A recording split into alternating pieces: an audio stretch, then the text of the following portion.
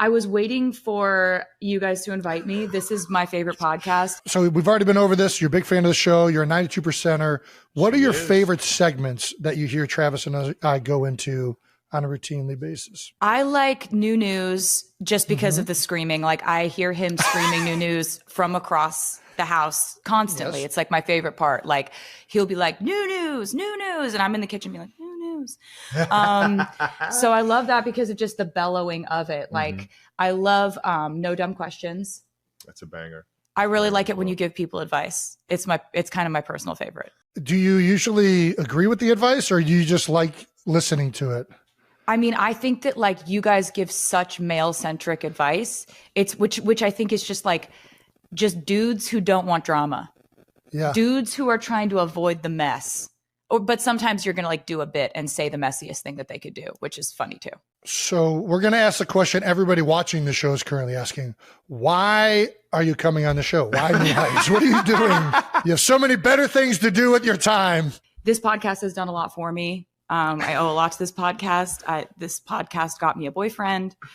Ever since Travis decided to use it as his personal dating app about 2 years ago. So worked pretty good. Yeah. Right? Hey. Were his friendship bracelets that good? Did you give the friendship bracelets or was that just on the podcast? Like, I've never seen the original. They didn't leave the stadium because I was butthurt, Jason. He threw a tantrum. He threw a man tantrum. Get these out of here. It's so funny. It's my like plan is ruined. She loves me. She loves me not. She loves me. She loves me not. This is so she wild. Hates me. Like it was such a wild romantic gesture to just be like, I want to date you. Like on, I don't know. It was at first when I looked at it, I was like, this dude is. That's what it does when you're on the stage and you perform in Arrowhead. That's what it did. This dude didn't get a meet and greet. He's making it everyone's problem. That's what I thought at first. And then I was You come to Arrowhead, I get to meet you. That's the perk of playing for the Chiefs. You realize he didn't even reach out to our management. I was like, when this podcast came out, I was like, did he ever reach out to be like in the tents or did we know he was in the building? He came with Pat. And he thought that because he knows the elevator lady that he could talk to her about just getting down to my dressing room. That's how it works. You just go. And I got denied. That's how it works in 1973. When the elevator wasn't invented. But he really just was like, I know a guy, I can figure this out. But I actually, when I thought about it, I was like, actually, we live in a day and age where like, I'm not an online person at all. I'm not like on social media like that. And like, I'm genuinely terrified to open my DMs. Smart. It's just like, there's smoke coming out of my DMs. Like, I don't want to go near that. I don't know what's If you want somebody to go through it, I'll go through it just because I'll laugh my ass off. It's like if you have like 20 million unread DMs, you're just like, not entertained? So this kind of felt more like I was in an 80s John Hughes movie and he was just like standing outside of my window with a boombox just being like, I want to date you. Yeah. Do you want to go on a date with me? I made you a friendship bracelet. Do you want to date me? Just come outside and meet me. Just meet me once. Just give me a chance. So I was like, if this guy isn't crazy, which is a big if, this is sort of what I've been writing songs about wanting to happen to me since I was a teenager. Yeah. And I was sitting there at the Eras tour listening to every single one of those songs like I know what she wants me to do. Yeah. I feel that. That's exactly what she wants me to do. She's like, this is just her wish list of like, meet me, please. Now I'm butthurt. Yeah. I'm upset that you didn't meet me, even though you didn't know I wanted to meet you because I didn't do any proper logistical planning.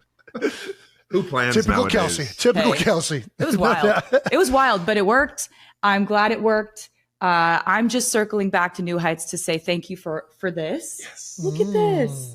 I'm the luckiest man in the world. So yeah, and thank you to New Heights, all the editing. Jake, thank you for putting that on social media and letting it do its course. Hold on, before we move on, how did you know he wasn't crazy?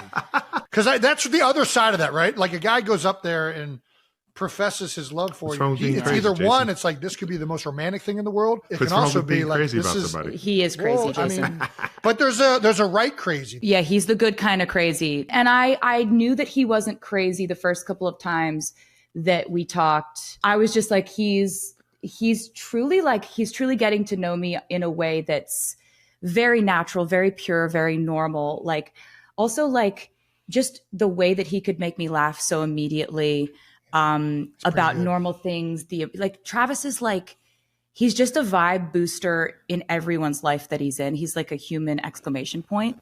Like, you know, he's like when you take a picture on your phone and you put you push the enhance color button. Yeah. That's like what you do to everyone's life. When I text, I'm always exclamations. I use so many more exclamation points now, but I think it was just like you're so non-judgmental about people. And you were not judgmental about the fact that I knew nothing about the world you were in. It was the best. You were nice. You were so nice. I got a clean slate. You were like, thank you. You get a clean slate. She doesn't know any of my bad stuff. Are you kidding me? Jason, on our first date, I legitimately asked him what it was like when the Chiefs played the Eagles in the Super Bowl and he looked across the field, across the line of scrimmage and saw his brother standing on the other, like 5 feet in front of him on the field. Yeah. And he was like, he didn't even look at me. Like, I now know what an insane question that was. He was like, actually, I'm on the offense and my brother's on the offense and I'm only on the field at the same time as the defense. I thought everyone was out there at the same time. I thought that the quarterbacks. I mean, that's how you played it on the playground growing up. So I understand if you hadn't No, you don't understand. I thought it was like Jared Goff is here and Josh Allen's here. And they're going to be like, they blow a whistle and then they go at each other and they're like, and it's like, who's going to win? That's actually, I would love to see Jared Goff play some defense. Let's see Jared Goff on defense. I've got some ideas. I've got some thoughts. Yeah. I didn't know what a first down was. I didn't know what the chains were. I didn't know what a tight end was. I am forever thankful for you diving into the football world wholeheartedly. Oh my God. I fell in love with it. I became obsessed with it. I became like a person who was running through the halls of my house screaming, we drafted Xavier Worthy. And my friends are like, who body snatched you? What do you mean we drafted Xavier Worthy? I forget where I was, but you were the first person to tell me that we drafted the fastest man in the draft. No, I was screeching. I couldn't believe it. I was freaking out. We're talking about I'm like, wait, is she right? I had to look this up. I'm like, did she get the wrong information here? But yeah, we traded up. We're talking about cover 2, cover 4, cover 0, man cover. We're talking. We're learning. I continue to learn. Maybe somebody else that even knows what those coverages are. Yeah, I'm not ready to be an analyst right now. Give me 16 months. You're going to pick up on it. I'm telling you, you would ask some of the best questions when we were up in the booth, and there's like your desire to learn more, but your genuine excitement around it, as well as like your competitiveness. She's not fucking around. No, Tay's not fucking around. Oh my God. She's not fucking around. Reclaiming Masters. You want to tee this up? Yeah, let's tee it up. One of my favorite things this summer was Taylor reclaiming her Masters.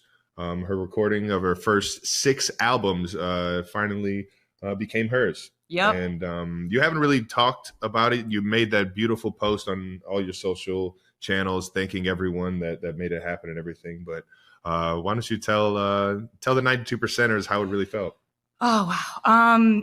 So to catch anyone up who doesn't know about this saga, like I signed a record deal when I was 15, and I always kind of refer to it as I got my music back this summer, but I never owned my music at all. So traditionally, a lot of record deals are set up in a way that artists don't own what's called their master recordings. Owning your master recordings means that you have complete control and power over distribution, licensing, and essentially the way your legacy is shaped. It's a huge thing. It's always been a huge thing for me. Like since I was a teenager, I've been actively saving up money to buy my music back and to ever own it in the first place, because it's usually the label that owns it. But I've always wanted this to happen. So it's been sold. My music has been sold a few times.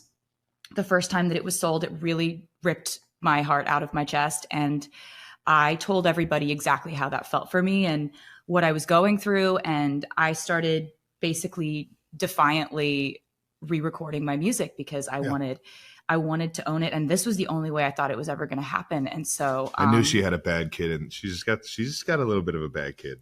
Yeah. It's not a bad kid. That's a freaking savvy kid. That's what that is. That's like, hey, I've been told I've been defiant a lot of times. Well, you are defiant. So. You're very defiant. It's like insubordinate, Travis. Insubordinate. Yeah, it's. I think for me, that was the closest I ever thought I would get to owning my music, and so re-recording my music, it was so exciting to get to have that opportunity. But there was still I thought about not owning my music every day. It was something that I never was. It's like an intrusive thought that I had every day. And so we do the Eras tour. After the Eras tour, I had a meeting with my team, and we decided this might be a good time to approach the current owners of it. The owners of it was a private equity firm called Shamrock Capital. I knew them to be above board people. They had been very friendly to us. What I was looking to do, though, was I wanted to buy my music outright. I don't want to be in a partnership. I don't want to own 30% of it. I want to own all of it. Yeah, and you deserve that. But it was a long shot to think that they would do that they would sell that asset to me. It's a big asset. It's a huge decision for them to make, to sell that to anyone, including me. I decided that rather than this be like a business conversation, I'm in the business of human emotion. I would so much rather lead heart first in something like this, because for me, this is not, I want to own this asset because of its returns, because of its, because of the dividends. Taylor Swift has an especially solid support system thanks to her parents, Andrea and Scott Swift. From the earliest days of her career to her height of fame today, the Opalite singer hasn't gone many places without her mom and dad. They've followed Taylor on tour and cheered her on at awards shows. They've sung along to her songs and exchanged friendship bracelets with her fans. Throughout Taylor's life, Mama and Papa Swift have proven to be some of the proudest parents in the music industry.